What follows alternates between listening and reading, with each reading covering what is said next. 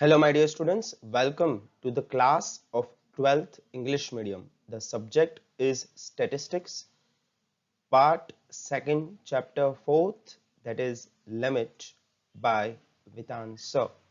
Today we will be discussing some of the standard forms of the limit and the sums for calculating it. Standard forms of limit. There are two standard forms. The first one is the limit of a polynomial. A polynomial, if we write it down, it is something like this, that fx is equal to a0 plus a1x plus a2x square plus a2x cube dot dot dot plus anx raised to n. This is a polynomial. Now we know that in a limit x always tends to a certain value. So in this polynomial we will replace x with that certain value. The limit concept, when we apply it, limit n tends to b, that means for each and every x in this polynomial we will replace it using b. So that's simple. We just have to write down the value of b at the place of the value of x in each and every step. That's all. It is very simple actually. When we will do it in the practical sum, you will understand it better. Next is the second one. This is a standard formula of x. Limit x tends to a, where the question given is x raised to n minus a raised to n divided by x minus a. Whenever this kind of a question directly is given in this same format, we just have to directly write the answer n into a raised to n minus 1. Without any calculation, we are accepting this formula as it is without any proof. In future studies, if we meet again, we will try to explain it using a proof, but right now I am just accepting it as it is. Let's start with some of the practical sums. Try to find the limit using a simpler method, starting with simply, that is factorization. We will start with something which is simple to use. All of us have studied the factorization method. There are various practical methods of calculating limit in this chapter, but we will start with simple factorization. So when first we will get familiar with this factorization, then we will move forward to other methods. Let us take an example for that. Illustration 12 of the textbook. I have directly taken a question here. The question is limit x tends to 3, x square minus 2x minus 3 divided by x square minus 5x plus 6.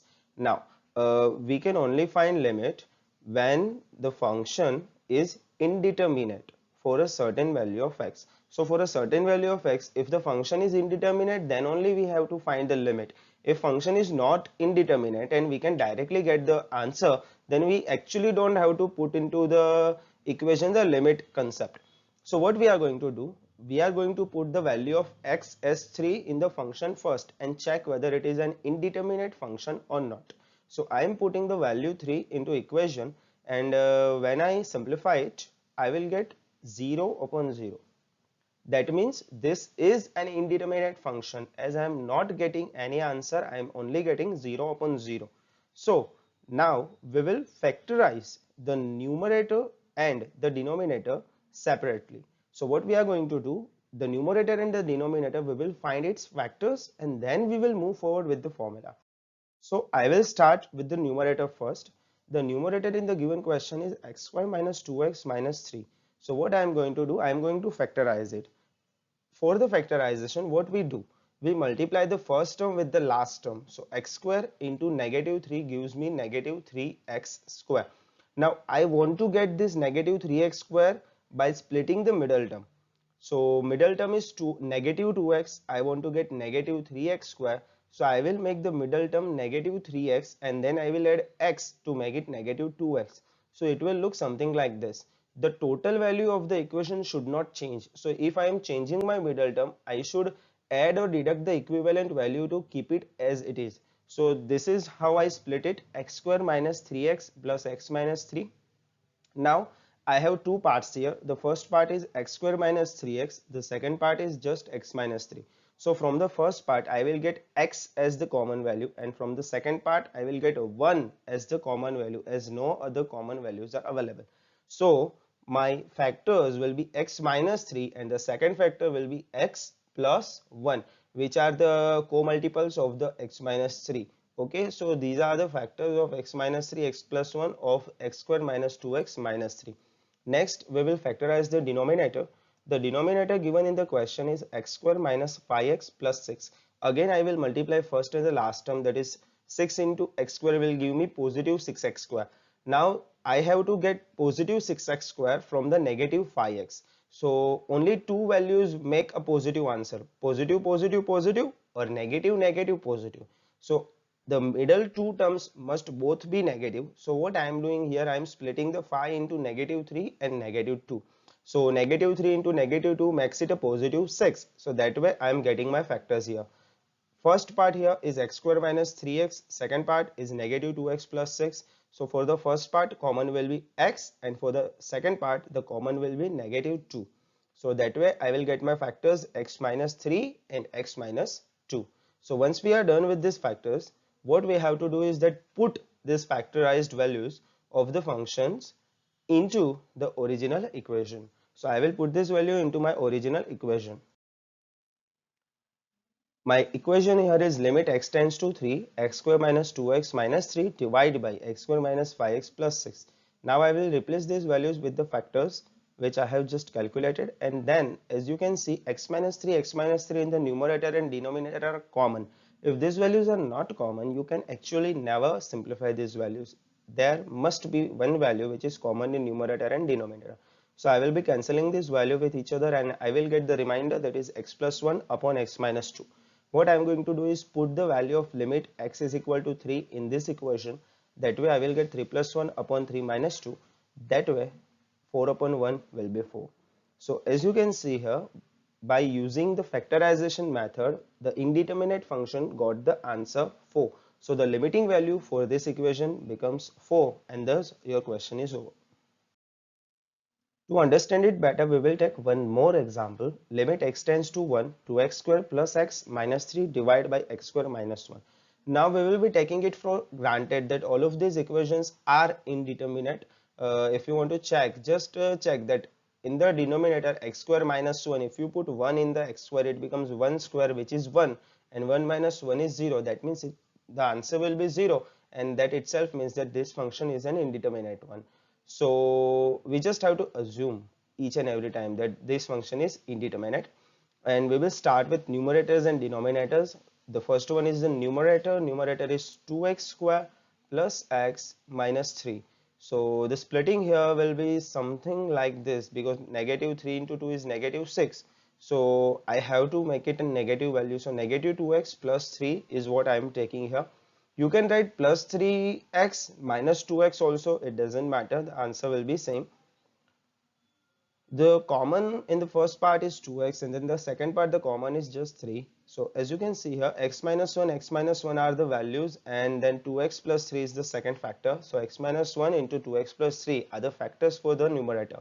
Similarly, for the denominator, we will write down the factors here. X square minus 1 is just like a square minus b square, and a square minus b square's factors are a plus b into a minus b. So x square minus 1 will become x minus 1 and x plus 1.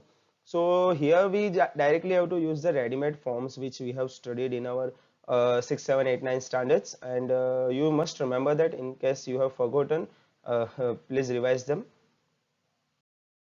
We will put both of these values into our original equation here. We will write down the original equation, and then we will replace that original equation with the factorized values.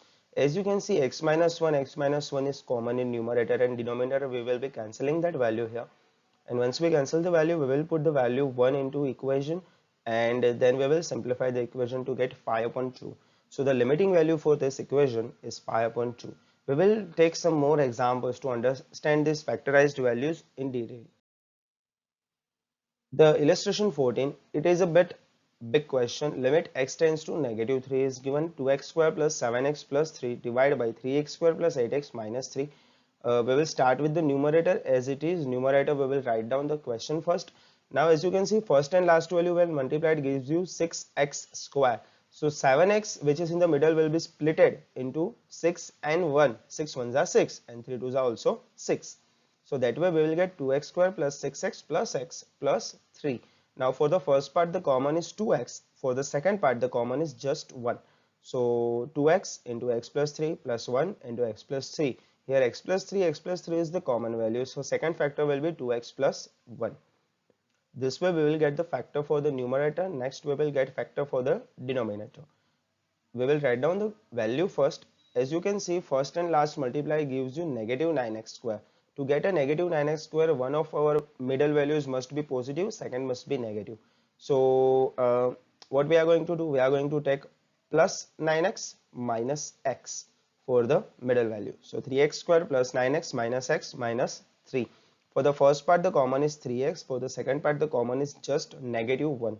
So 3x common and negative 1 common, so that would be our second factor. The first factor is x plus 3, the second factor is 3x minus 1. That way we will get the factor for denominator also. Now we will put both of these values into our original equation. First we will write down the original equation as it is, and then we will put the value of the factors into numerator and denominator. Then as you know, x plus 3 is the common value, so we will be cancelling x plus 3 with x plus 3. In the remainder we will put negative 3 into our equation and then multiply them accordingly. Always remember that don't make a misunderstanding in the signs. If you make a mistake while putting the signs, you will lose your marks. We get negative 5 upon negative 10. When we simplify, negative negative is nullified and 5 upon 10 is 1 upon 2. So your answer, the limiting value for this equation is 1 upon 2. Always remember, limiting value is just 1 and it's always same for the equation. It doesn't change. We will take a last question and then call it quits. The question here is a bit difficult because the limit is in fractions, negative 1 upon 2. So fractions are always a headache for the students. I know that. I will simplify it as much as I can. 2x square minus x minus 1 divided by 4x square plus 8x plus 3 is our equation. We will start with the numerator here. We will write down the 2x square minus x minus 1. Now negative 1 is the last value, positive 2x square is the first value. When we multiply, we get negative 2x square. So middle value is the negative x and we need to get negative 2x square. So we will take negative 2x plus x to split properly. 2x square minus 2x plus x minus 1, and when we take out the common values, 2x is the common for first part, positive 1 is the common for second part. So your factors will be x minus 1 into 2x plus 1. So this way you will get your factors. Next is the denominator. The value is a bit long, 4x square plus 8x plus 3. 4 3s are 12, so splitting the middle will get you 6 2s are 12. That would be a bit easier. 4x square plus 2x plus 6x plus 3, you can write it like 4x square plus 6x plus 2x plus 3 also you can write. Your answer will not change.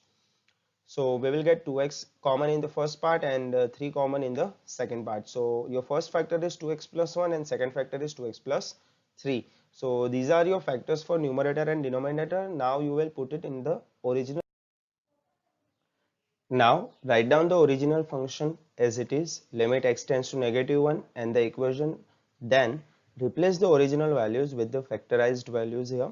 As you can see, 2x plus 1 is the common value. We will cancel them with each other and the remainder here will be x minus 1 upon 2x plus 3. Now you have to replace both the x's with the negative 1 upon 2 value. As you can see here, negative 1 upon 2 minus 1 divided by 2 into negative 1 upon 2 plus 3. Now in the numerator, 2 will be taken as LCM, while in the denominator 2 into negative 1 upon 2, in this part we will cancel 2 with 2. So it will look something like this. For the numerator, negative 1 minus 2 divide by 2 and divide by the remainder value negative 1 plus 3. Now in the numerator it will be negative 3 upon 2. That 2 will be again taken into division, so it will become 2 into 2. So negative 1 plus 3 is 2 and the division 2, so 2 multiplied by 2. So the answer will be negative 3 upon 4. So the limiting value or the limit of this function is the negative 3 upon 4. With this we end this tutorial here, my dear students. Next time we will discuss some other type of sums regarding the limit topic. Till then, stay tuned. See you soon.